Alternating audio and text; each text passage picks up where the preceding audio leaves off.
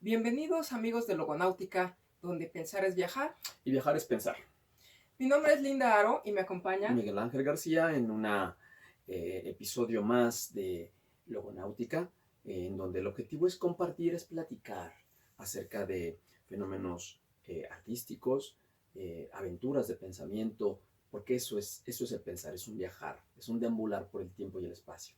y bueno, hoy vamos a hablar de filosofía y algunos estarán pensando, ya se van a poner muy intensos y van a empezar a hablar de cosas muy abstractas y de conceptos muy elevados. Bueno, la verdad es que vamos a hablar de una filosofía que duró muchos siglos y que hasta la fecha se sigue practicando. Y de hecho, la palabra que acabo de decir, practicando, es la más importante porque se va a tratar de una filosofía práctica, no nada más de una teoría. Y estamos hablando de los estoicos. Antes de iniciar y de cederte la palabra, quiero pues recordar que a veces usamos la palabra estoico como alguien que aguanta mucho el sufrimiento, que resiste mucho, y no necesariamente va a ser esto lo que contenga esta filosofía. Sin embargo, bueno, el nombre, empecemos nada más por el nombre, de dónde viene la palabra estoico. Esto viene de los griegos, va a ser una escuela de pensamiento griego del periodo helenístico,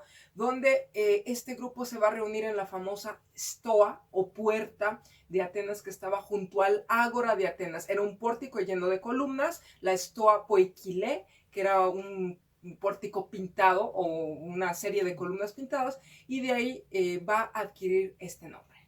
Y bueno, cuando se habla de filosofía, se habla de una corriente de pensamiento y como ya lo mencionábamos, en el caso de la filosofía estoica, va a tener tres características fundamentales. El primero ya lo acabas de decir, que es muy práctico. Cuando decimos que es muy práctico, es algo que podemos empezar a implementar en este preciso momento. Por ejemplo, si a ti o a mí en este momento nos doliera algo, el estómago, la cabeza, y tuviéramos que hacer una presentación frente a ustedes, ahorita debiéramos tener una actitud estoica ante esta situación, en este contexto. Es decir, es muy pragmático y como tal vamos a tener toda una serie de ejercicios o se van a proponer una serie de ejercicios para poder desarrollar esta filosofía. Es decir, la filosofía estoica tiene un contexto sumamente pragmático. En segundo lugar, es decir, que es muy tolerante y es muy compatible con muchas otras filosofías. Vamos a tratar de explicarles y de compartirles que la filosofía estoica tiene mucho de budismo, mucho de tradiciones orientales y también vamos a encontrar incluso algunos elementos en filosofías, en psicologías contemporáneas como lo es la psicología gestalt. Pero hasta en el cristianismo se va a Sí, permear sí. algo de esto y tal parece que en sus orígenes también pudo tener influencia del judaísmo. Entonces vamos a tener una corriente de pensamiento que llegó a terrenos espirituales, ¿no? Así es, y finalmente también, pues, una de las cosas, quizá es la única filosofía que pudiera presumirse por haber tenido entre sus filas a gente de todos tipos, es decir, van a militar famosos y no tan famosos, incluso hasta gente muy deleznable. Vamos a tener gente común, gente esclavos, senadores Y y emperadores. emperadores. ¿Por qué no nos hablas de esto? Bueno, en el estoicismo hablamos de tres periodos. Yo les decía que es una de las corrientes filosóficas que pervivió mucho tiempo, es de las más duraderas, en el sentido de que vamos a tener 5 siglos de tradición estoica. Bueno, en primer lugar no tenemos textos, o no necesariamente del primer periodo, no tenemos textos directamente de los filósofos, del último periodo sí.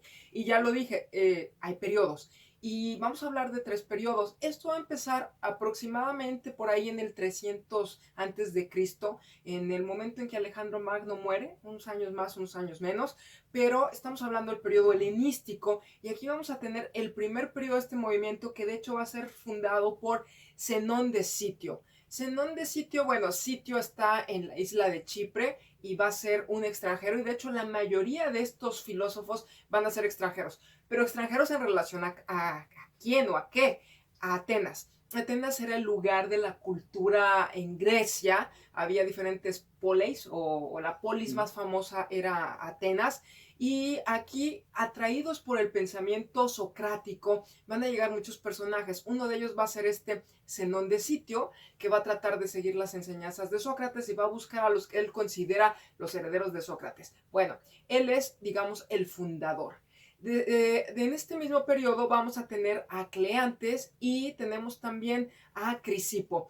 Probablemente después de Zenón, Crisipo sea el más relevante. Hay muchos pensadores, no los vamos a mencionar a todos, pero bueno, nada más menciono los más relevantes. Hay un segundo periodo. Este periodo es más bien como periodo de transición y de preservación de este conocimiento, y lo va a comunicar a los romanos. Digamos que es de transición de la Grecia a la Roma imperial. Pero estamos hablando más o menos del año del siglo I antes de Cristo, y aquí hablaríamos de dos personajes, Panecio y Posidonio, que como les decía, ellos, su papel es preservar este pensamiento y transmitirlo a los romanos.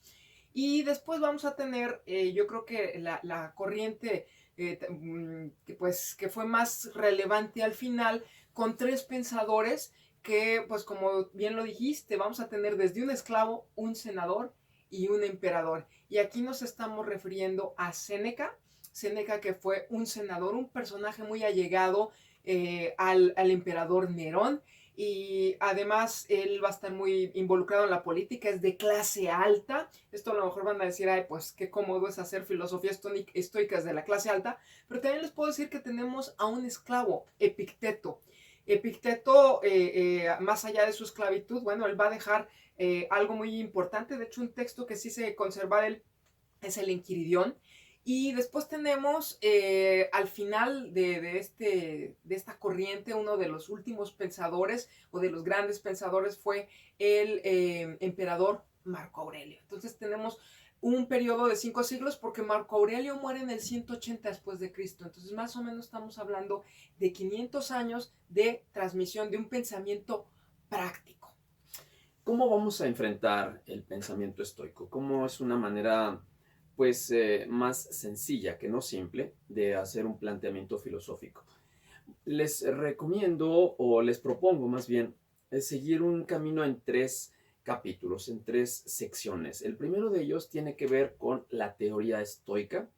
En segundo lugar, vamos a hablar de la ética estoica, y finalmente terminaremos con el elemento teleológico, el para qué y por qué de la vida bajo el enfoque estoico. Vamos a empezar, más bien, antes de empezar propiamente con el concepto de la teoría, vamos a explicar cuáles son esos 3 elementos y estos 3 caminos, porque de alguna manera nos van a clarificar mucho el entendimiento. Cuando hablamos de la teoría, estamos hablando de cómo se percibe bajo el enfoque de cualquier filosofía la realidad.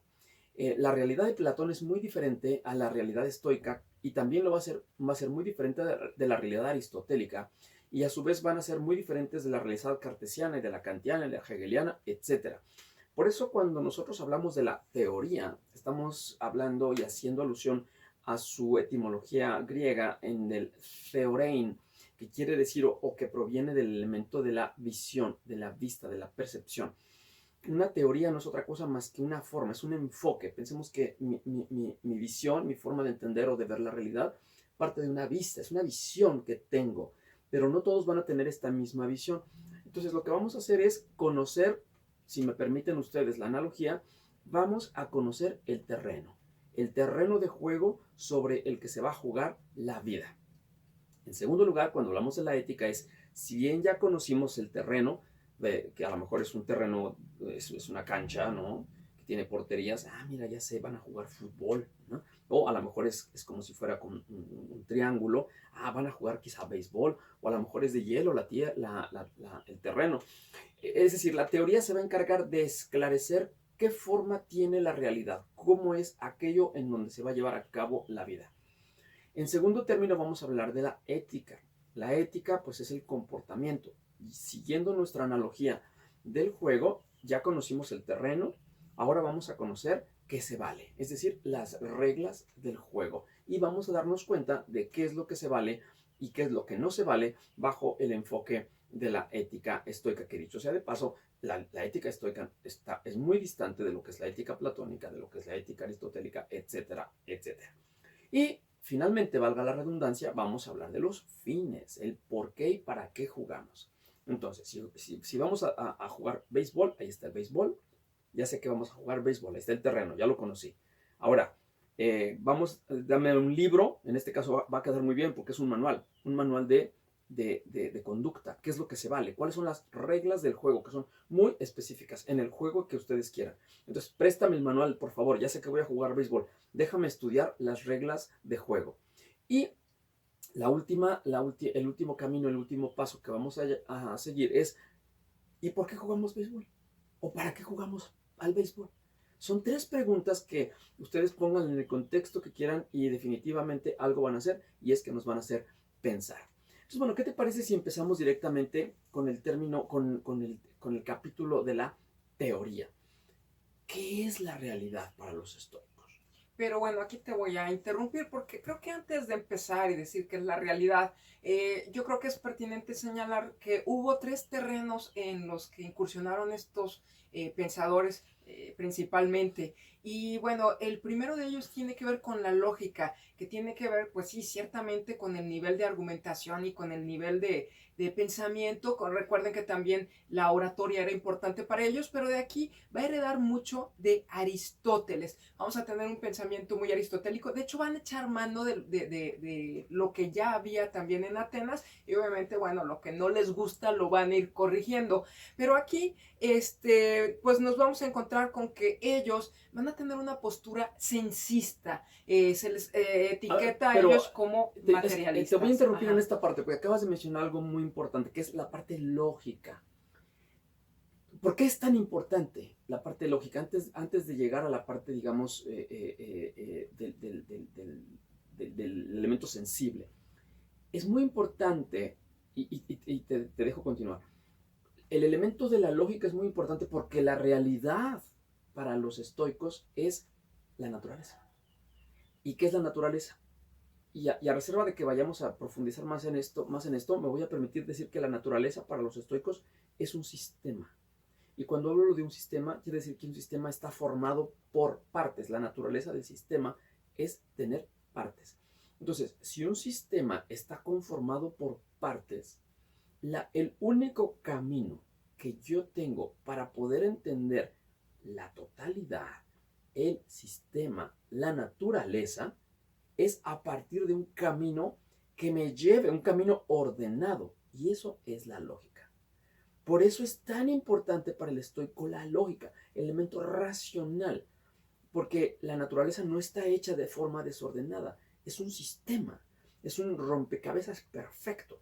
Si yo entiendo cómo están incrustadas cada una de las partes que forman este sistema, este camino es precisamente la lógica. Perdón. Bueno, y también ellos consideran que ahorita vas a empezar a hablar de la realidad, pero que lo importante es lo que podemos palpar. Por eso a ellos se les considera materialistas, pero más que materialistas, sensistas, en el sentido de que la percepción, porque también la lógica para ellos está vinculada con su teoría del conocimiento, la percepción viene a través de los sentidos y lo que puedo conocer es lo que me dicen mis sentidos, lo que puedo realmente palpar.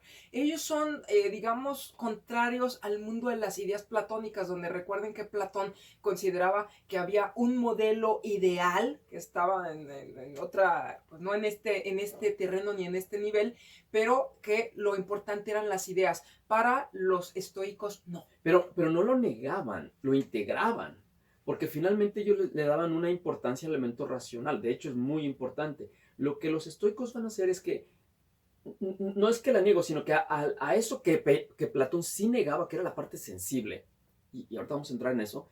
O sea, para Platón, recuerden ustedes, él hablaba que cuando nosotros caímos en la tierra, nosotros caemos en algo que se llama presión, y es la presión de los sentidos. Decía Platón, ten mucho cuidado con los sentidos, te van a mentir. Y con los estoicos es,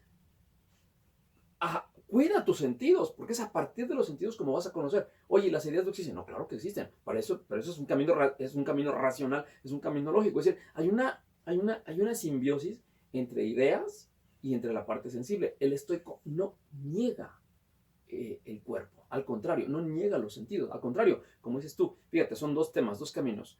Y tú nos hiciste el caminito aquí, valga la redundancia otra vez, que es el camino lógico para entender el sistema y por otro lado, el elemento sensible para poder percibir y tener un conocimiento mayor de la realidad que está allá afuera, ¿no? Ok, y aquí, bueno, entonces nos estamos refiriendo a la primera vertiente del pensamiento estoico, la lógica, que tiene que, engloba esto, aunque obviamente los terrenos se van a ir cruzando. Y la segunda vertiente es la física. En este pensamiento de los estoicos, para ellos, física tiene que ver con naturaleza. Recuerden que en griego, physis es naturaleza. Y aquí es donde ellos nos van a hablar de una parte medular que precisamente la naturaleza va a ser fundamental. Y la naturaleza para ellos es también llamada como un logos. ¿Qué es un logos? ¿Qué es el logos? El logos es una de las palabras más complejas de definir en filosofía porque significa muchas cosas. No tiene una traducción literal al español. Normalmente la usamos como tratado, como palabra, como pensamiento, pero también puede pues significar disertación, diálogo, razonamiento, o en este caso lo podemos entender como una razón divina, como la razón de la naturaleza, lo que le da sentido a la naturaleza, lo que permea todo en la naturaleza. Y entonces, bueno, logos, como les digo, es muy complejo. La naturaleza va a ser fundamental para ellos y ahorita, en un momento, pues Miguel Ángel va a empezar diciendo qué representa para ellos, qué es la realidad, qué es la naturaleza.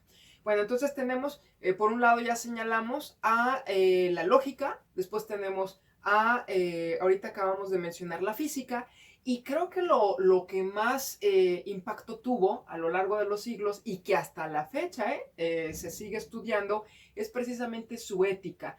Esta es la que va a tener un modelo más práctico e incluso corrientes New Age lo siguen usando. Nosotros no queremos o no necesariamente nos estamos vinculando con este pensamiento New Age, todo es válido, las enseñanzas siguen siendo muy vigentes, pero aquí es donde vamos a encontrar la parte medular y no me quiero adelantar porque tú vas a mencionar algunos conceptos, poco a poquito iremos armando ya lo que implica esto, que bueno, tiene que ver precisamente con una cuestión de los afectos, con racionalidad, con el modo de afrontar la realidad.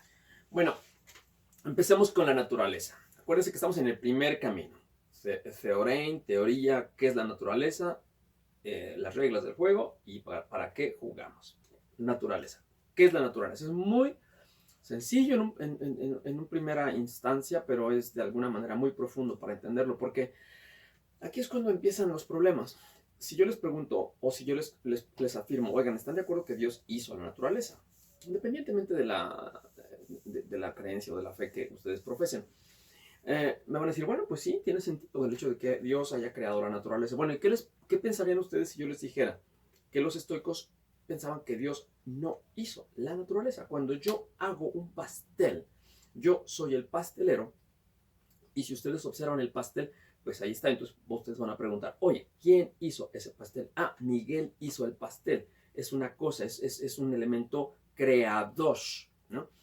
Pero entonces, ¿qué es lo que pasa con el enfoque estoico? El enfoque estoico nos va a decir que la naturaleza tal cual nosotros la observamos no es el producto de una mano divina, sino que Dios no hizo la naturaleza. Dios es la naturaleza.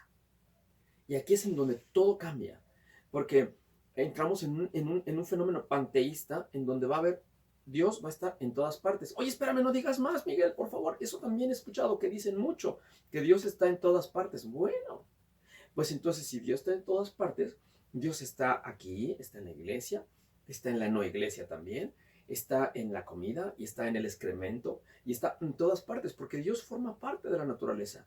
Luego entonces, el hecho de vivir como tal nos hace entrar en una lógica, dice Zenón de Sitio, la virtud es vivir de modo acorde a la naturaleza. ¿Por qué? Pues porque ya todo está construido. La naturaleza no la vamos a modificar. No es un elemento de transformación. No es algo al que yo le pueda meter mano, porque ya está terminada. Entendamos que es un concepto, es un sistema. Ya Dios, fíjense cómo todavía mi tendencia es ya Dios lo hizo. No, ya Dios es. Y ya la naturaleza es. Es algo que es susceptible de ser, es como si yo les pusiera un diamante.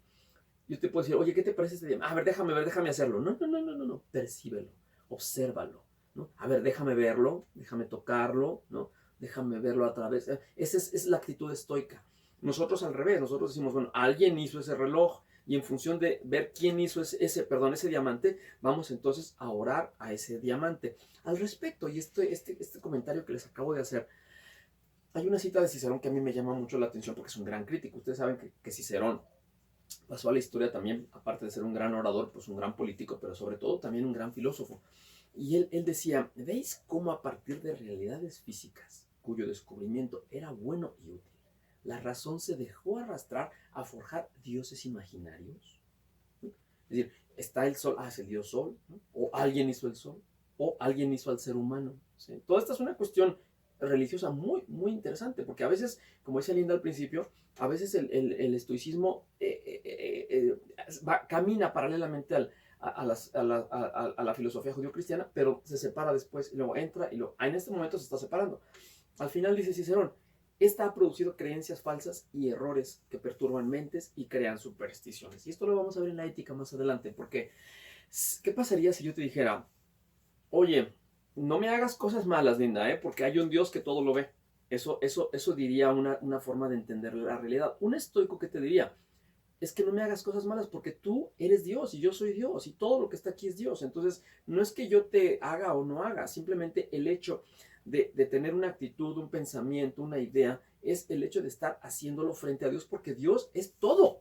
Oye, ¿y de qué Dios hablas? Del Dios que quieras, porque tampoco se preocupan por ponerle nombre.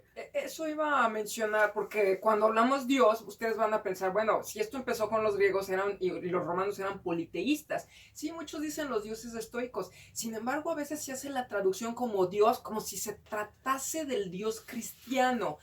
Pero también, hace ratito yo usaba la palabra logos. En realidad, ellos utilizan la palabra logos. ¿Qué es logos? Logos lo permea todo, la razón que empapa todas las cosas. Entonces, aquí a veces pues podemos interpretarla como ley universal, ley cósmica, como este orden divino, como ese orden divino que, ojo, nosotros somos parte de ese orden divino y digamos que es como una gran razón y nosotros somos como una pequeña razón, como una rama que pues normalmente tenemos que ir afín a esa gran razón, a ese fin, a ese gran logos. Entonces pueden usar la palabra Dios, dioses, logos, razón, naturaleza. Aquí a lo mejor a nosotros nos causa algo de confusión, pero para ellos prácticamente son sinónimos. Hay una corriente pitagórica que habla al respecto en donde te dice que logos como tal es palabra, y la palabra, o sea, en este momento yo estoy diciendo palabras y para que yo pueda decir palabras tiene que haber una vibración. Entonces dice el Antiguo Testamento, primero fue el logos, entonces primero fue la palabra, o sea, el movimiento. Estamos hablando ahí ya de una lógica, ¿no? Aunque digo, para algunos que no les suene de dónde dice esto, al principio fue logos, a veces lo traducen como al principio fue el verbo, pero en realidad la palabra original antes de la traducción es el logos, ¿no? Entonces se refiere a lo mismo. Totalmente. Y fíjense cómo aquí, hace un momento hablábamos de esta simbiosis entre razón y sentidos. Epícteto tiene una frase, dice, tenemos algo en común con los animales, tal es el cuerpo. Fíjense, no lo niega. Epícteto jamás, ni en general los estoicos, van a negar el cuerpo, al contrario. Dice, lo van a entrenar. Dice, tenemos algo en común con los animales, tal es el cuerpo, pero también tenemos algo en común con los dioses, tal es el pensamiento y la razón. ¿Por qué? Pues porque al ser dioses, el resultado de todo un sistema hecho, pues entonces la única forma de accesar a los dioses o accesar al todo es a través de la razón. Y entonces viene una gran crítica, por eso Epícteto no le interesaba su condición de esclavo. ¿Por qué? Porque decía, bueno, unos, los muchos, van al cuerpo y otros, los pocos, van a la mente. Aquí es cuando ya empezamos a encontrar estos conceptos estoicos muy contemporáneos. ¿Por qué? Pues porque una de las características típicas del mundo que nos tocó vivir es que nosotros vivimos en un mundo dedicado y determinado fundamentalmente por el consumo. Cuando hablamos del consumo, quiere decir que estamos siempre buscando la mayor cantidad de satisfactores con el menor esfuerzo posible, lo cual quiere decir que el culto al cuerpo es algo muy, muy, muy complejo y es algo muy buscado, es muy demandado. Y mucho menos es el tema del culto a la mente. Aquí es cuando entramos entonces con mucho del entendimiento de la realidad estoica, ¿no? Dice, bueno, aquí tienes cuerpo, pero no te claves en el cuerpo. O sea, también tienes algo que se llama mente. Hay que usar la mente. Y entonces es cuando ustedes saben, ¿no? Si hay algo que caracteriza desgraciadamente nuestro mundo contemporáneo, no es necesariamente que la mayor cantidad de gente utilice su mente. Es más bien gente que está destinada, ¿no? Que está enfocada, que se deja, ¿no? Al placer sensible, ¿no? Al placer de los sentidos. Y aquí hemos hablado mucho de razón, hemos usado mucho la palabra razón. De hecho, los estoicos van a ser muy racionales y van a apelar para que todo pongamos primero la razón. Incluso no quisiera adelantarme, pero al menos un poquito les digo que más que los sentimientos, aunque dijimos que ellos es la percepción sensible, no son las pasiones, son es la lógica y las razones, ¿no? Entonces, esta va a ser parte de su postura. Yo soy Dios, dice Epicteto. Yo soy Dios al ir al gimnasio. Cuando digo gimnasio, no estoy hablando del gimnasio donde hay pesas, sino que, bueno, sí hay cierto culto y desarrollo del cuerpo, pero también estaban los lectores, estaban los libros, estaban los baños, ¿no? En donde se limpiaban, en donde hacían todo. O sea, es en general un proceso de un sitio, un lugar de formación integral. De hecho, la palabra Gymnasium en alemán todavía mantiene esto y es eso, es una escuela, ¿no? No propiamente un gimnasio para educar al cuerpo. Y dice entonces Epicteto, dice, yo soy Dios, al ir al gimnasio, llevo a Dios al gimnasio. Hacer algo perverso o alguna acción sucia es hacerlo frente a Dios. Actuar así es desconocerme a mí mismo y desconocer a Dios.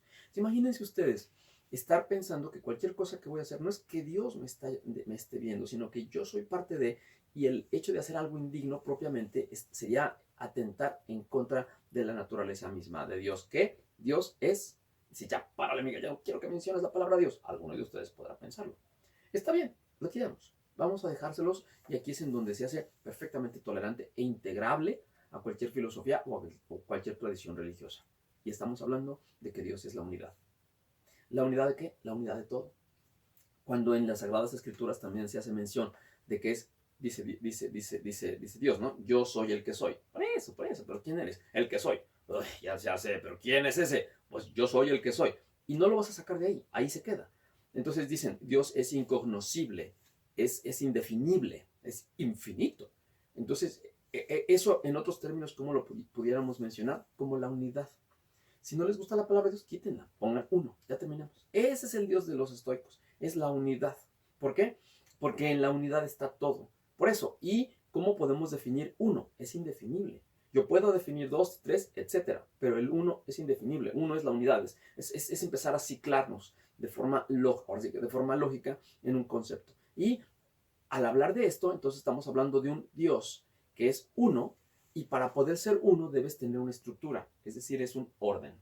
Entonces vean ustedes cómo esta realidad se empieza a conformar y ya no le podemos mover, no le podemos quitar, porque todo está ya ordenado. Luego entonces el mundo debe contemplarse. El mundo jamás lo vas a construir, ya está construido, ya está terminado, allá afuera. Y bueno, si el mundo ya está terminado o determinado, ¿qué nos queda? Bueno, entonces ya está terminado, ya no me das chance entonces de hacer nada. De hecho, ellos hablaban hasta de un destino, entonces te van a pasar cosas que no vas a poder evitar, entonces dices, bueno, pues ¿qué puedo hacer ya está todo escrito, ¿no? Si ya está todo terminado allá afuera, hagan de cuenta que pensemos que la realidad es como un teatro. Oye, pero entonces puedo mover aquí, puedo moverlas. No puedes. Oye, ¿puedo cambiar el...? No puedes. Oye, ¿me puedo cambiar? No puedes. Entonces, si yo no puedo hacer nada hacia afuera, y aquí viene la gran aportación. O el gran cuestionamiento que les hicieron a los estoicos. Si hay un destino que ya está prescrito, ¿no puedo ser libre o cómo puedes ser libre? Y ellos van a dar una respuesta que a mí me parece fundamental y que es muy responsable y que en lo personal a mí me ha motivado y ayudado muchísimo en la práctica, ¿no? Y es, si el mundo está determinado allá afuera, la libertad, es decir, el concepto de libertad que nosotros tanto utilizamos, no está allá afuera, sino que la libertad solo podrá ser interior. La libertad solo podrá ser interior. ¿Y esto qué quiere decir? Bueno, esta es la parte vital del pensamiento estoico, O sea, es precisamente la posibilidad de elegir desde tu interior, no el exterior, porque hay otra cosa, el exterior no lo puedo cambiar. A veces podré modificar algunas cosas, pero por lo general lo que está fuera de mí es algo que escapa. Es más, ¿cuántas veces no decimos que tenemos planes y a la larga algo se interpuso? Entonces, eso no necesariamente lo puedes controlar. Lo que siempre vas a poder controlar es tu interior, y aquí ellos pues nos van a dejar 3 palabritas que tú nos vas a decir cuáles Sí, son. ahorita me quedé pensando, estaba leyendo en la mañana, ¿cómo se llama esta? Es una pianista, se me escapa el nombre en este momento, es una pianista de 108 años, de hecho es la pianista que tiene ahorita el récord, ¿no? De ser la pianista propiamente activa, ¿no? A los 108 años ella es checa, vive en Inglaterra en la actualidad, 108 años tiene, y ella hablaba precisamente de esto, decía, ella, bueno, fue incluso logró escapar de la barbarie de los campos de concentración en la Segunda Guerra Mundial. Y ella hablaba, tiene una frase en su libro muy bonita, de mucho impacto, que es, aún lo malo puede ser bello. Aún lo malo, ¿no? Dice ella, con estas palabras lo dice, aún lo malo puede ser bello. Y es de que ella logra salvar su vida precisamente en el campo de concentración cuando le preguntan, estaban formados todos, y ella lo platica porque hay 2, 3 amigos que son músicos, de hecho varios amigos músicos lograron salvar la vida por su condición de músico. Entonces los nazis, para los nazis era muy importante utilizar este tipo de prácticas para dar a conocer al mundo de que los trataban bien. Entonces los ponían a tocar y los músicos, muchos de ellos salvaron la vida por eso. Entonces ella decía, es que en un lugar en donde yo puedo hacer música no puede estar tan malo, o sea, no puede ser tan malo todo. Independientemente de todo lo que pasó después, ella mantiene esta actitud, ¿no? Porque podemos pasar pandemias, podemos pasar guerras, podemos estar en un campo de concentración, y ella con esta actitud, que es una actitud muy responsable porque es una actitud hacia adentro. No es yo para poder estar feliz debo tener un piano Steinway de cola completa en una sala de conciertos y con un aire acondicionado, etcétera. Dicen, no, incluso en un campo de concentración, siendo pianista y pensando que es mi último día o mi último concierto que voy a dar, en ese momento yo puedo ser feliz y puedo vivir una vida bella. Y esto la hace un ser autárquico. Bueno, ahorita voy a explicar la palabra autarquía, sin embargo, a muchos ya les sonó Víctor Frank, ¿no? Sí, sí. Que la historia de Víctor Frank es muy similar y la logoterapia también va por aquí. Bueno, ellos, este tipo de pensamiento todavía, a lo mejor consciente o inconscientemente, son herederos de los estoicos. Y bueno, aquí fundamental es alcanzar la autarquía. ¿Qué es la autarquía? La autarquía es independencia, es decir, es autosuficiencia. En términos económicos se utiliza la autarquía en un país cuando dice un país autárquico cuando no depende de otro país para poder satisfacer sus necesidades. Hoy día en este mundo globalizado es difícil poder pensar o imaginar que un país pueda llegar a la autarquía. Y no es que sea deseable o no, lo que sí, desde el punto de vista psicológico y filosófico, en ellos lo que buscaban era eso, tú vas a poder herirme, en el caso de Eleanor Roosevelt, por ejemplo, la ex primera dama de los Estados Unidos en tiempos de Roosevelt, decía, ¿no? Tú no me puedes, nadie puede herirte sin tu consentimiento. Tú tienes la libertad de herirme, ¿no? De insultarme, pero yo tengo mi libertad de elegir ser insultado o ser herido. ¿Sí? Entonces, alguien puede insultarte, darte un insulto, no sé, un agravio grave. Miguel, eres un idiota. Bueno, está bien, yo respeto tu libertad que tienes para decirme que yo soy un idiota, pero tu libertad es exterior. Llega la libertad, tu libertad. ¡Ah! Hasta aquí llega tu libertad, porque de aquí para adentro, mi libertad está en decir qué es lo que yo voy a hacer con tu opinión. Si yo creo adecuado aceptarla, llevarla, preservarla, etcétera, bienvenida a tu juicio. Si no, simplemente hasta ahí termina. Y entonces dice Eleanor Roosevelt, nadie puede herirte sin tu consentimiento. Y esto nos hace autárquicos. Es decir, yo tengo la libertad, ¿no? Soy libre de elegir mis condiciones, puede ser que no sea libre de elegir mis condiciones. Estoy condicionado. Pero de cómo tomas esas condiciones o qué piensas acerca de esas condiciones o tu percepción de esas condiciones. Yo puedo no decidir sobre mis condiciones, pero yo sí puedo decidir, tengo la capacidad de decidir hacia adentro. O sea, no soy libre en las condiciones, pero sí soy libre en mis decisiones, ¿no? Que aquí estoy parafraseando fundamentalmente a Víctor Frankl, ¿no? Y bueno, después vienen otras dos palabras, que es la Bueno, ataraxia. antes de avanzar, mencionábamos que los estoicos van a practicar, o su corriente va a practicarse en la estoa. ¿Qué es la estoa? Bueno, dijimos que es un pórtico, pero no dijimos dónde estaba ubicado. Estaba a un costado del ágora ateniense, y ustedes saben que el ágora era el lugar donde más bullicio había en la Atenas antigua. ¿Por qué? Porque era el mercado, era el lugar de votaciones, o el lugar de la política, el lugar de los discursos, y era el lugar del, a mí me gusta usar la palabra, el mundanal ruido. ¿Quién puede filosofar, pensar, contemplar en medio de este ruido? Aquí es donde muchos van a decir, oye, eso creo que también los budistas lo hacen. Vamos a tener muchas cosas que se parecen aquí al budismo. Si hay alguna influencia, bueno, igual y si les llegó, pero aquí lo importante era que estaban en medio del ruido, y que también estaban expuestos a las burlas y a las críticas. Por eso lo hacían en un lugar público. Algo que no mencioné es que esta corriente, cuando empieza con Zenón de Sitio, dijimos que es el periodo del helenismo, y en este momento Alejandro Magno acaba de fallecer. Pero ¿qué implica? ¿Qué tiene que ver Alejandro Magno?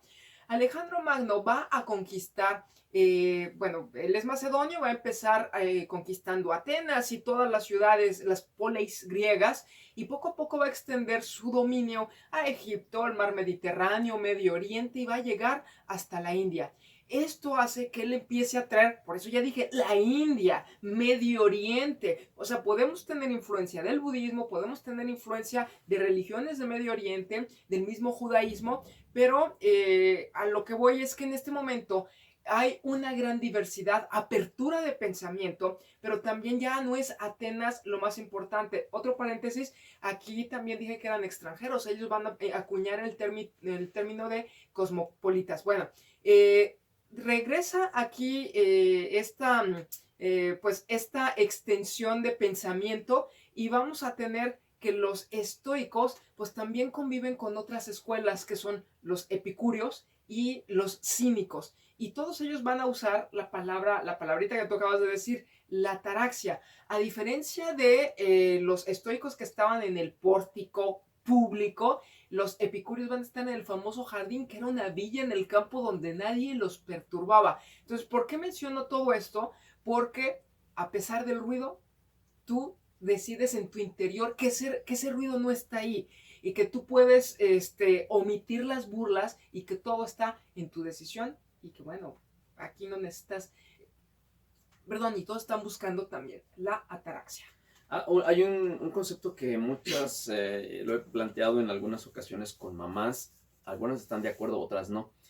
Lo voy a dejar simplemente aquí en la mesa, que de alguna forma viene a ejemplificar lo que Linda acaba de comentarnos, y es el tema del dolor y el sufrimiento. No son lo mismo. El dolor es un elemento externo. Yo no puedo estar en contra del dolor. Te duele y te duele. Tú no puedes luchar contra el dolor. Es decir, el dolor ahí está, punto. Sin embargo, viene el sufrimiento. Y cuando les digo que esto lo ponemos con las mamás, es cuando se dice que un dolor de parto, cuando estás a punto de dar a luz, me dicen, ¿no?, quienes han sido mamás, me dicen, es que es terrible, es dolorosísimo. Dice, tú tienes un dolor terrible, pero no sufres. ¿Por qué no sufres? Pues porque estás a punto de traer a un ser, ¿no?, a tu hijo.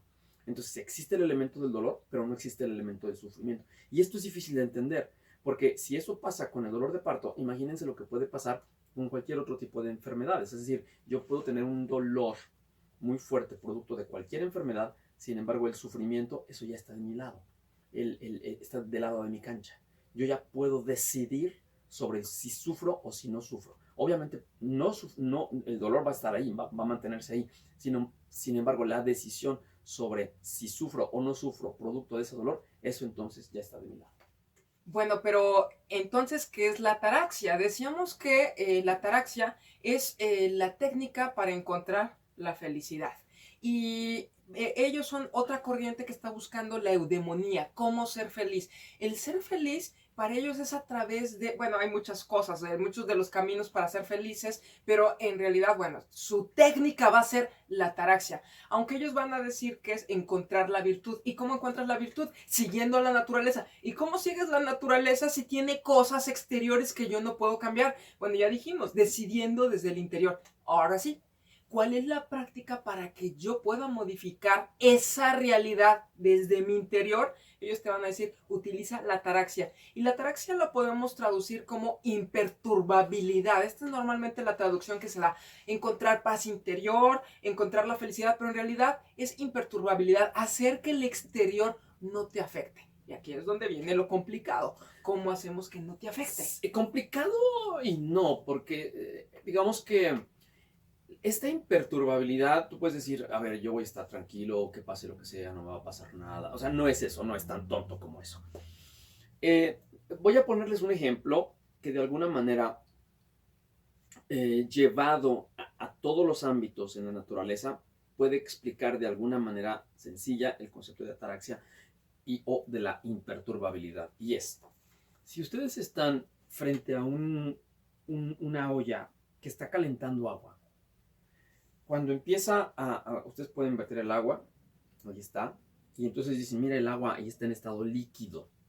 Si empiezan a calentar el agua poco a poco, ustedes empiezan a ver que el agua empieza a hervir, empieza a tornarse vapor, pasa a un estado gaseoso.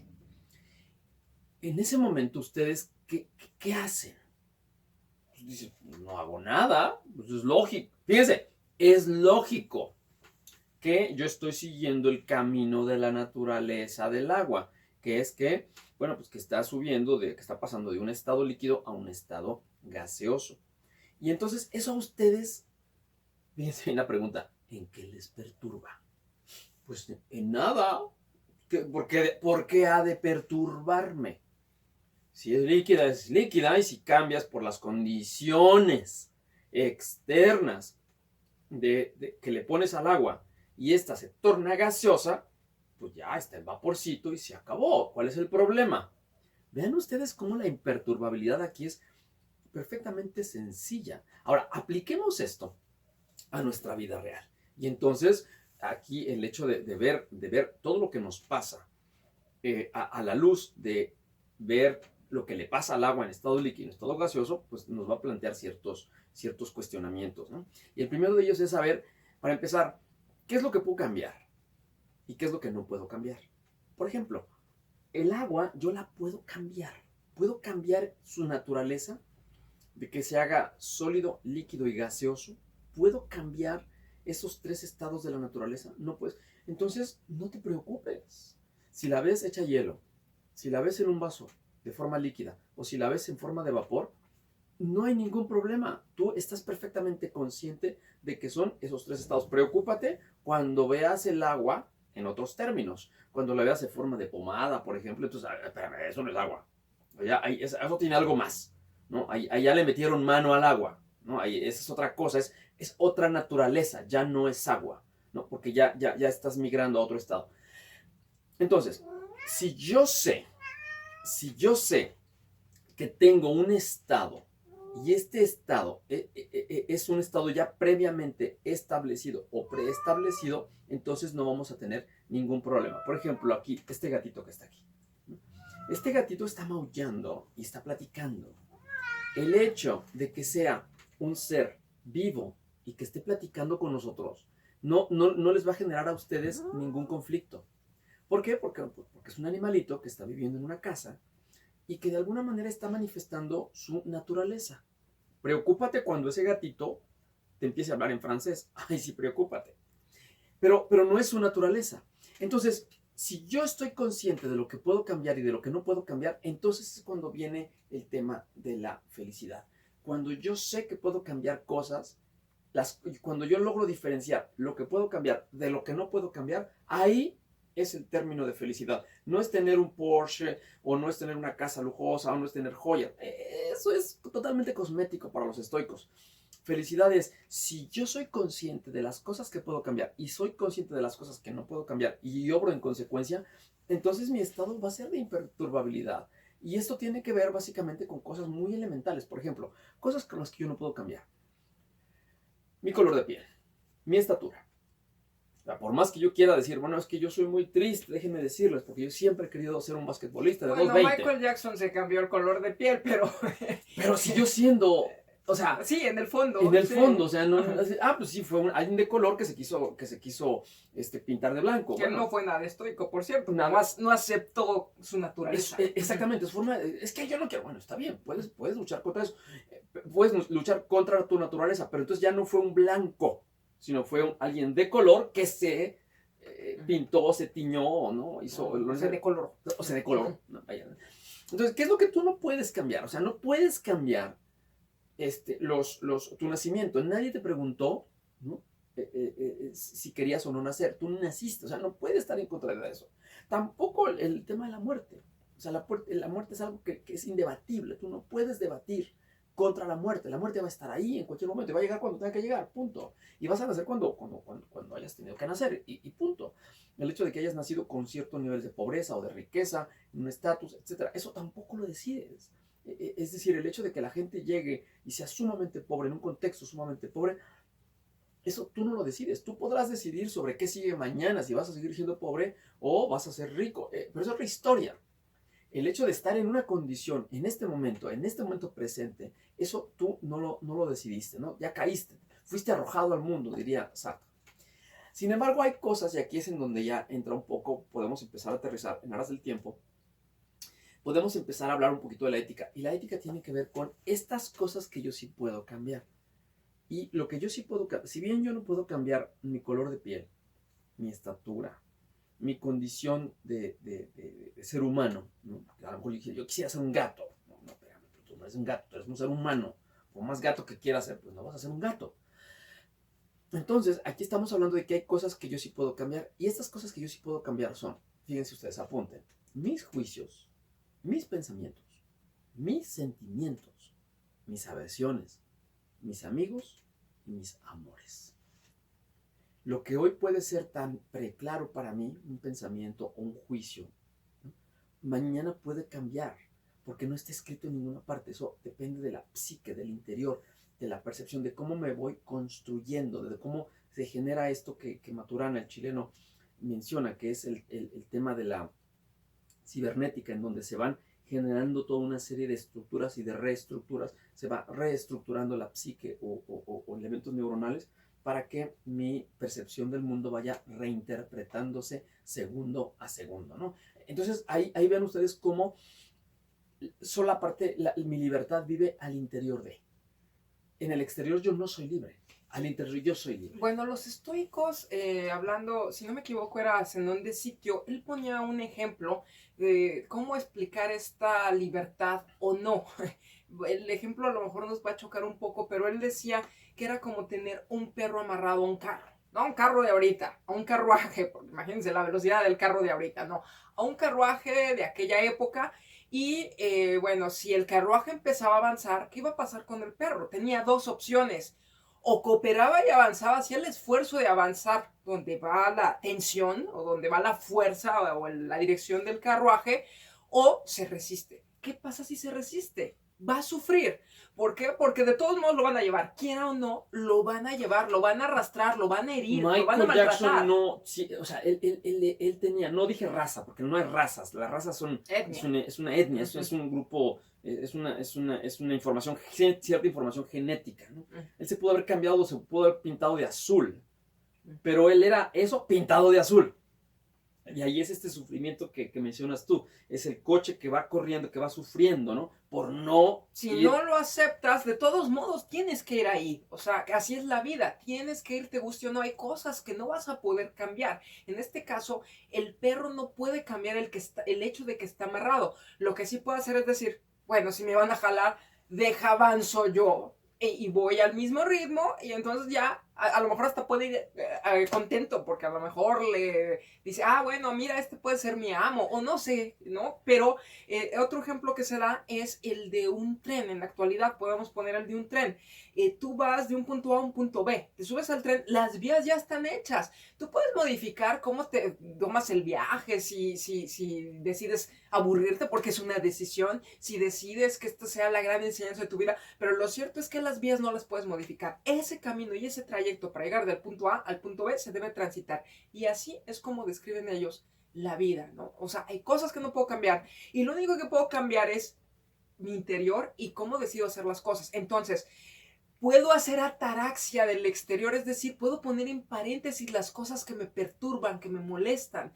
Ataraxia es ignorar el exterior y simplemente poner en paréntesis algunas cosas y ya, ¿no? Hacer que la razón filtre esto. Y a través de esa razón, por ejemplo, Epícteto en su Enquiridión, les voy a compartir 3 frases o 3 pensamientos, porque por cierto, como decimos es un manual, pues son frasecitas ahí muy, muy cortitas, muchas de ellas, que son fácilmente aplicables, ¿no?, en el día a día. Dice, lo que nos perturba no es lo que nos ocurre, sino los pensamientos sobre lo que nos ocurre. Esta idea la van a poder encontrar muchas veces en textos budistas. Otra idea, por ejemplo, nada externo puede perturbarnos. Fíjense qué frase tan fuerte, ¿no? Nada externo puede perturbarnos. Solo sufrimos cuando queremos que las cosas sean diferentes de como son. Es decir, ahorita, por ejemplo, oye, vivimos una situación durísima, pero es que, ¿cómo es posible que estemos viviendo una pandemia? ¿O cómo es posible que estemos viviendo un estado de alta peligrosidad en las calles? O una crisis económica, o Sí. una situación bélica. O el estar en un campo de concentración. Pues, nada puede perturbarnos. ¿Por qué? Bueno, pues porque la naturaleza de los seres humanos ha sido esa. ¿Esto qué quiere decir? Entonces tiene que haber matones y asesinos, entonces puede estar tranquilo. No, simplemente hay cosas que yo sí puedo hacer y obrar en consecuencia, pero el hecho de que yo quiera que todo el mundo sea bueno, que todo el mundo que profese mi religión, que todo el mundo piense como yo, que todo el mundo coma como yo, que todo el mundo baile como yo, etcétera, es cuando se empiezan a dar ese tipo de totalitarismos y es cuando uno trata de construir esa realidad que ya está hecha. Los psicólogos gestálticos afirman que el 90% del cansancio que uno tiene al terminar un día es producto de haber querido cambiar o haber tenido la intención de cambiar el punto de vista de otra u otras personas. Cada vez que ustedes lleguen muy cansados a acostarse en la noche, piensen que a lo mejor fue porque ustedes trataban de convencer al otro, independientemente si ese era su jefe, su papá, su hermano o su esposo o esposa, ¿no?, de la realidad que ustedes concebían como la correcta. ¿Por qué? Porque dicen los estoicos, cada quien está viviendo su vida, cada quien tiene una forma distinta de percibir la vida. Y esto obviamente nos hace pues sumamente dependientes y cuando no somos conscientes de ello, pues obviamente sufrimos muchísimo y nos alejamos de la ataraxia. Otro pensamiento de Epícteto dice, nadie tiene el poder de herirte, lo que platicábamos hace un momento de Eleanor Roosevelt. Lo único que puede herirte son tus propios pensamientos sobre las acciones de alguien. Si alguien te insulta, te genera un malestar, bueno, ese es su problema. El problema de este tipo de acción termina en donde empieza tu punto de vista. De ahí lo que decíamos, que los estoicos se sometían a las burlas y a veces lo hacían como una práctica. A mí las burlas, fíjate, aquí hay un muro y se me resbalan, se rebotan. Entonces, esto es parte de esto. Bueno, mencionamos que había tres palabritas. Una de ellas es la autarquía, ya la mencionamos. La ataraxia, ahorita la estábamos tocando. Y hay una tercera palabra. ¿Qué es lo que nos lleva a sufrir o qué no es bien visto para los estoicos? Para los estoicos, si tú cooperas con la naturaleza o te dejas llevar por esa gran razón, ese gran logos que todo lo inunda, no vas a sufrir. Pero bueno, la tercera cosa que no les gusta a ellos son las pasiones y tienen una palabra que ellos usan, la apatheia. La apatheia, de ahí viene la palabra apatía. Pathos significa una pasión, y ahí viene la palabra pasión, una emoción desmedida. Las pasiones, aunque son parte de la naturaleza, son como estos razonamientos o afectos innobles. Es decir, son parte de la naturaleza, pero hay unos que son nobles, que son los que hay que seguir, y para ellos es la razón, y los innobles te van a hacer sufrir. Vamos, no podemos negar que son parte de la vida, pero si tú te dejas llevar por las pasiones no dejan pensar. Entonces las pasiones te envuelven. Esas pasiones te pueden hacer experimentar algo que para ti es maravilloso, pero también te pueden mover el piso, te pueden agitar, te pueden hacer caer en un infierno. Un enamoramiento, tú puedes decir, es que la pasión para mí es maravillosa, sí, pero también esa pasión puede ser una obsesión que te haga daño. Entonces, para los estoicos, lo importante era un poquito hacer de lado las pasiones y pensar con la razón, usar la cabeza, usar la razón. No quiere decir que no importen las emociones, que a ti no te afecte lo que le pasa a tu hijo, a tu esposo, a tu esposa, a tu familiar o a tu ser querido. No, pero que en ciertas circunstancias hay que actuar con la razón. Por ejemplo, tú mencionabas que algo que no podemos cambiar es la muerte. Y los estoicos se preparaban toda su vida para afrontar la muerte. De hecho, ellos decían que tenían un pensamiento les va a sonar muy simplista, pero muy sencillo. Ok, ¿hay algo en esta situación que pueda cambiar? ¿La muerte la puedes cambiar? No. No. Entonces, ¿de qué te preocupas si no la puedes cambiar? Si la pudieras cambiar, bueno, pues la cambias y ya, pero no la puedes cambiar, entonces no está en tus manos. No te preocupes por algo que no puedes cambiar. Lo que puedes hacer es verla desde otro enfoque. Otro ejemplo que ellos ponían era precisamente, creo que lo da Epicteto en el Enquiridión, donde dice, cuando a alguien se le rompe una vasija, por muy costosa que ésta sea, normalmente le dices al dueño, no te preocupes, esto le puede pasar a cualquiera. Sí, dice, pero no es lo mismo cuando te pasa a ti. Entonces, cuando te pasa a ti, acuérdate lo que le dijiste al otro y vela desde otro enfoque, vela como si tú fueras el otro. No te va a afectar igual si la vasija es tuya o no. Entonces, tú vela desde otro enfoque. Entonces, ve así todas las cosas que te afectan en la vida, cambiando de enfoque como si tú estuvieras un poco más distanciado. Y es que cuando se habla de esto, estamos hablando fundamentalmente del apego. Y es que el apego, ¿qué es el apego? El apego no es otra cosa más que el darle un valor mayor a una cosa de la que en realidad tiene. Por ejemplo, si yo le doy un valor mayor a mi hijo, quiere decir que mi hijo es tan mortal como yo, lo cual quiere decir que mi hijo o tú o yo o todos los seres humanos vamos a morir. Entonces, yo no quiero que me muera, yo no quiero morirme o yo no quiero que tú te mueras. Quiere decir que vamos contra natura y que estamos dándole un valor mayor. ¿Por qué? Porque yo te quiero siempre.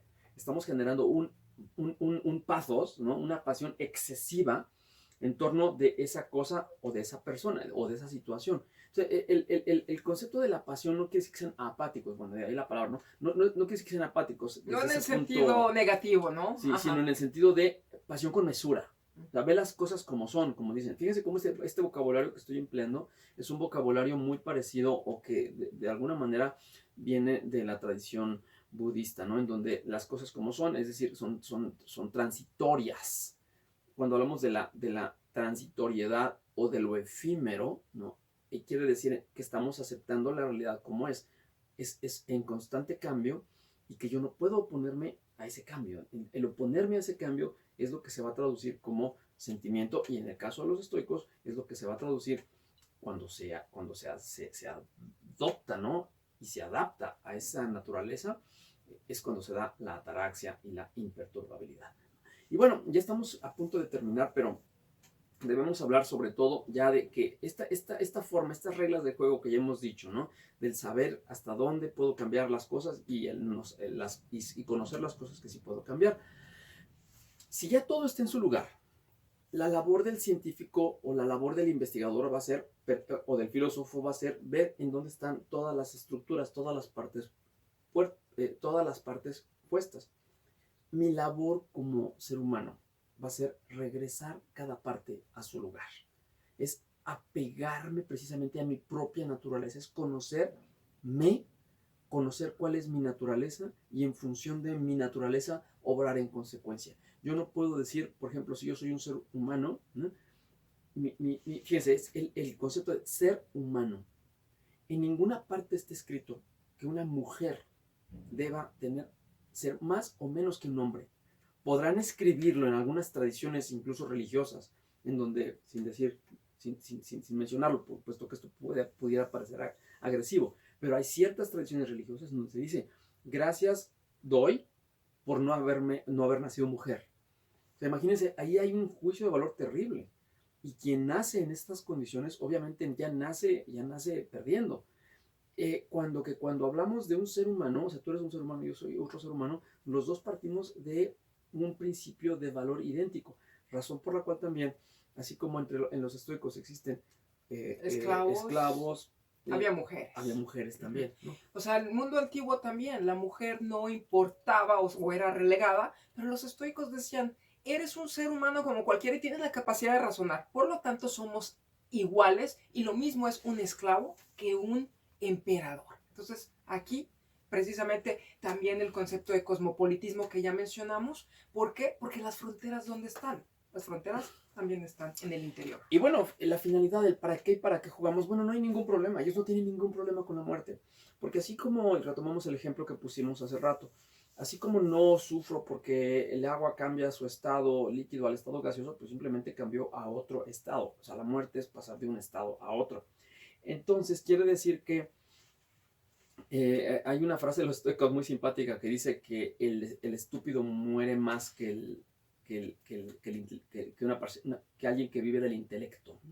Porque el estúpido, entendiéndose estúpido, alguien que únicamente vive del regocijo, ¿no? A través de los sentidos, pues cuando se le acaba la cerveza, pues va a sufrir mucho. O cuando se muere y lo único que cultivó fue el placer sensorial, pues ahí sí va a perder muchas cosas. O cuando perdió su juventud y se hace un viejo gordo, decrépito, arrugado, ¿no? Va a sufrir porque, bueno, pues porque él siempre quiso mantenerse bello bajo los arquetipos, más bien bajo el criterio de facto, ¿no? En una cultura. Ahí es cuando vienen los sufrimientos o cuando se muere. De hecho, si me permites, mencionábamos que la muerte es algo muy importante para estos pensadores. Incluso Séneca fue obligado a suicidarse y él se resignó, se lo ordenó el emperador Nerón, no podía ir contra eso, mejor acató la orden inmediatamente. Y bueno, también mencionábamos la muerte, ellos consideraban que por qué preocuparnos por la muerte. Dice, si cuando tú vives, la muerte no está. Y cuando mueres, tampoco estás tú, ya no estás tú para ver la muerte, por un lado. Y bueno, no sé con qué vayas a cerrar, Miguel Ángel, pero yo me quedaría con una de las cosas que podemos poner en práctica siempre, y les mencionaba hace ratito, ellos razonaban diciendo, hay algo que te afecta y ¿lo puedes cambiar? Sí. Entonces cámbialo, no sufras, cámbialo, actúa. Por cierto, para ellos no existe la idea de arrepentimiento, simplemente actúa en cuestión a tu situación. No puedes cambiarlo, tampoco sufras porque entonces no está a tu alcance. Entonces, no hay que sufrir innecesariamente, hay que actuar. Y esto nos lleva a dos cosas y yo creo que con esto podemos cerrar. Ellos no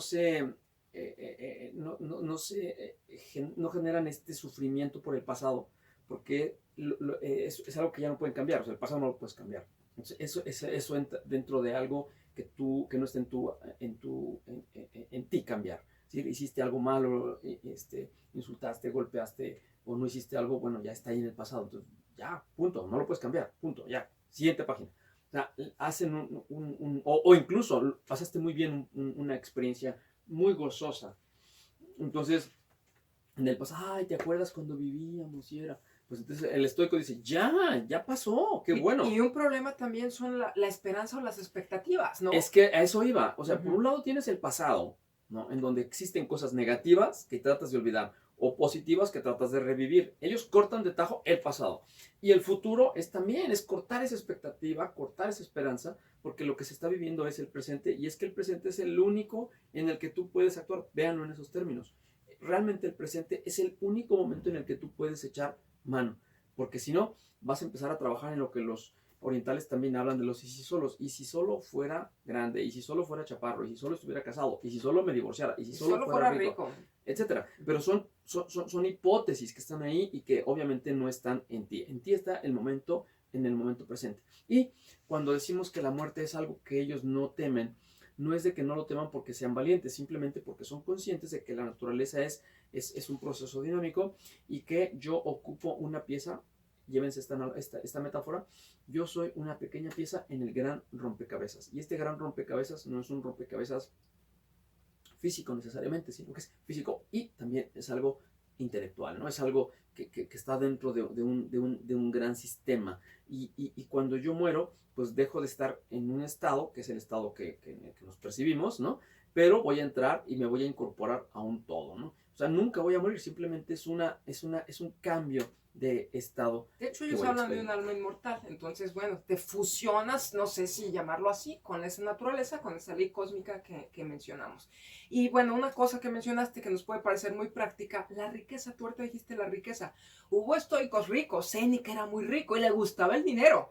Y vas a decir, no, que muy estoico. Bueno, también Marco Aurelio. Pero de ahí dijimos que hay un esclavo. La clase social y la riqueza no era lo importante. Era mejor tener dinero que no tenerlo, siempre y cuando no fuera contra las leyes de la naturaleza o de la ética, permítanme decirlo.